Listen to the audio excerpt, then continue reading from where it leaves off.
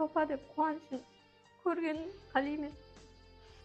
Ayakka tüpketine sodamadın kömeği gerek bolupdyr. Ekranга коюлган пластик карталарыбыз жеткире албаган өзүнүн атына ачкан пластик карталар. Ошол инсандын аякка туруп кетүүнү себепчи болсаңыз, үлкен бир сабакка калган болар едиңиз. Өмір деген осындай жаным менің қайтер. Мынау Каспий Голдтан жиналган акчалар, мынау оозхана $900, $1200 Түркиялык врачтарды нөкске алдыруу үчүн билетине жумсадым. 100 миллион болду. Жеткердин өзүнүн пластигине түшкөн акчасы, калктын берген жардамы. Балаларымдын катысы түшүп аткан 2 сабын сүйөрүм бар эди. Мен сонун саттым, мени 30 миллион акча сатууга мажбур болдум. Ораза айында ошо инсандын аягына жүрүп кетүүнү себепчи болсаңыз. 1 жылдан бери төсөк тартып жатырган Жеткербай силердин жардамыңызга мутаж. Енді жайымдан сатууга мажбур болуп турман. Каражат жетиңкирмей турду.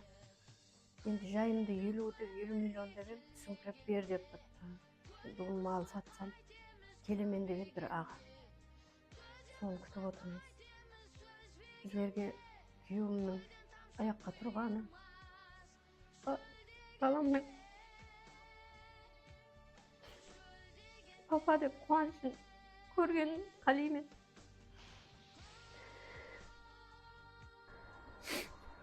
Алла сакласын, har көргенімде, har есіме түскен кезде Жеткербай ағаның жатысын көзіме жас айланат.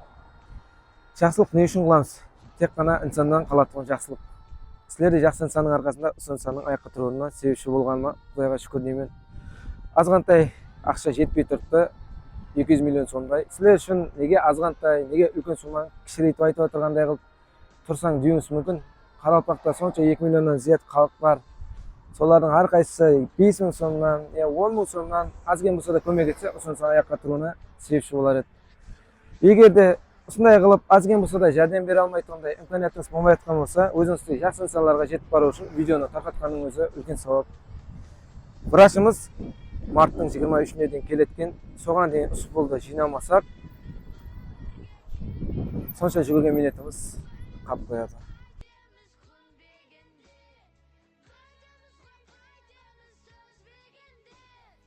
Ana basına niye o? Basını tıkken ona yedi isik barmağını izet bu. Исик мээге катты удар болгондо, күчтүү удар. Сол удардын несі менен исинип турду.